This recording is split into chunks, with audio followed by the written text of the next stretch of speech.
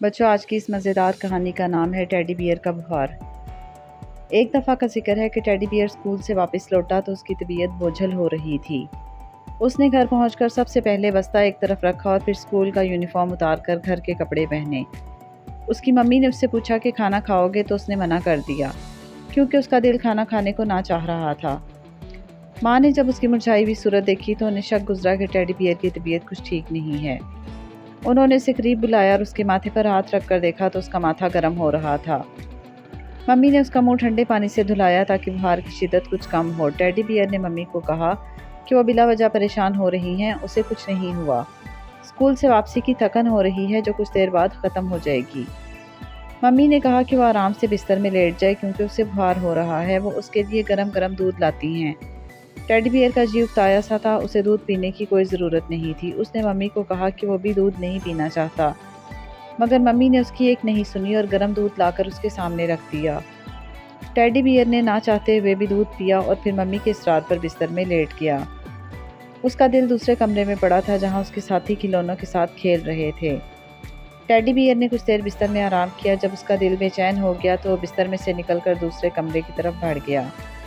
उसने दरवाज़ा खोलकर देखा तो उसका साथी डॉगी और मानो दोनों प्लास्टिक के टुकड़ों को जोड़कर पुल बना रहे थे।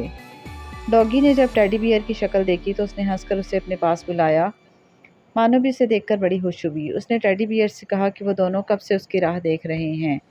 आज वो इतनी देर से स्कूल से वापस लौटा है, हैरियत तो है। टेडी बियर ने उन्हें बताया कि वो तो कब का स्कूल से वापस आ चुका है। मम्मी ने उसे दूध पिलाकर बिस्तर में लेटा दिया था क्योंकि मम्मी का कहना है कि मुझे बुखार है। डॉगी और मानो ने जब ये सुना कि टेडी बियर को बुखार हो गया है तो वो दोनों पीछे हट गए। उन्होंने कहा कि तुम पहले डॉक्टर के पास जाओ और दवा लेकर आओ, फिर आकर हमारे साथ खेलना, क्योंकि मम्मी कहती हैं कि बीमार बच्चों को जरासीम चिमट जाते हैं और जो कोई उनके साथ खेलता है तो वो जरासीम उन्हें भी लग जाते हैं। हम तुम्हारे साथ नहीं खेलेंगे। टेडी बियर ने जब उनकी बात सुनी तो वो रूठ कर एक तरफ बैठ गया। उसने कहा कि आज मुझे बुखार हुआ है तो तुम लोग मुझसे दूर भाग रहे हो। कल जब तुम्हें बुखार हो जाएगा तो मैं भी तुम्हारे साथ नहीं खेलूंगा।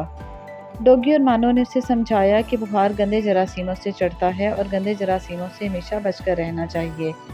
अब तुम्हें ये जरासीम लग गए हैं तो तुम्हें खुदगर्ज नहीं बनना चाहिए, बल्कि तुम्हें अपने दोस्तों और साथियों को उनसे बचाना चाहिए।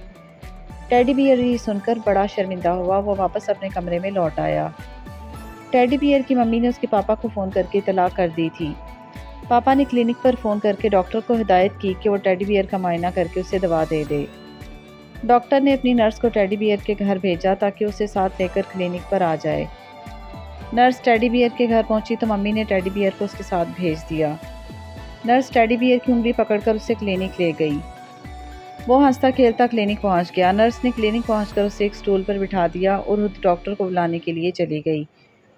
थोड़ी देर बाद वो वापस आ गई और उसने बताया कि डॉक्टर अभी दूसरे मरीज़ को देखने में मसरूफ़ है। जो ही वो फारिग हो जाएगा तो उसका चेकअप करेगा। नर्स ने उसे चेकअप बेड पर बिठा दिया। बेड का गद्दा बड़ा नरम था। टेडी बियर उछल उछल कर खेलने लगा। नर्स ने उसे मना किया कि वह आराम से बैठे, वरना उसे बेड से उतारकर ज़मीन पर खड़ा कर देगी।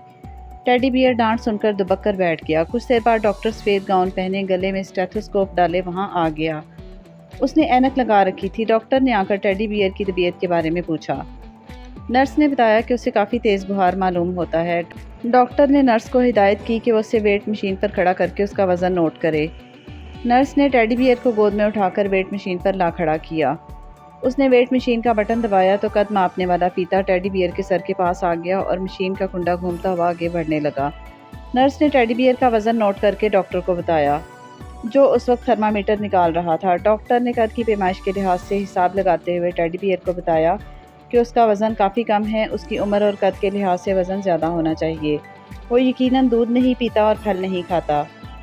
टेडी बियर ने हंसकर जवाब दिया कि वो ढेर सारी टॉफ़ियाँ और चॉकलेट खाता है, सोडा खूब पीता है, उसका पेट खूब अच्छी तरह भर जाता है। डॉक्टर ने बुरा मुंह बनाया और उससे आगाह किया कि टॉफ़ियाँ और चॉकलेट से पेट नहीं भरता, बल्कि वो कई बीमारियों का बाइस बनते हैं।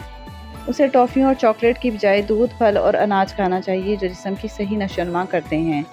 टेडी बियर ये सुनकर हैरान रह गया कि टॉफ़ियाँ और चॉकलेट उसके जिस्म को नुकसान पहुँचाते हैं। उसने डॉक्टर से वादा किया कि आइंदा इस बारे में एहतियात किया करेगा।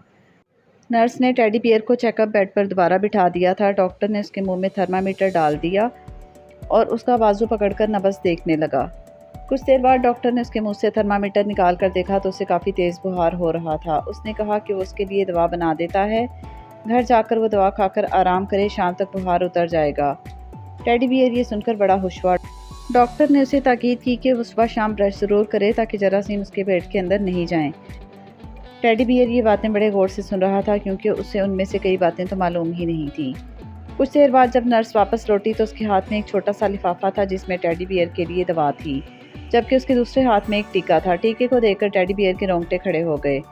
डॉक्टर ने उसे तसल्ली दी और बड़े प्यार से टीका उसके बाजू में लगा दिया। टीके की चुभन से टेडी बियर की सिसकी निकल गई। वो खौफ के मारे रोने लगा। डॉक्टर ने उसे प्यार से समझाया बुझाया कि टीका लगाना बहुत ज़रूरी था क्योंकि उससे काफ़ी तेज़ बुखार है जो सिर्फ टीके से ही उतर सकता है। नर्स ने टेडी बियर को एक गुब्बारा दिया।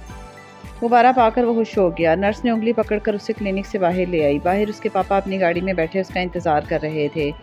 टेडी बियर ने पापा को देखकर खुशी का इजहार किया। नर्स ने टेडी बियर की दवाएं पापा के हवाले की। टेडी बियर उछलकर गाड़ी में बैठ गया। पापा उसे साथ लेकर घर चले आए। टीके की वजह से और बर वक्त दवा खाने से टेडी बियर का बुखार शाम तक उतर गया था। वो अपने दोस्तों के साथ खेल रहा था और बहुत खुश था। और बच्चों, ये कहानी यहीं ख़त्म हुई। आप जल्दी से हमारी इस वीडियो को लाइक और शेयर कर दें और हमारे चैनल को भी सब्सक्राइब करना मत भूलें। अल्लाह हाफ़िज़।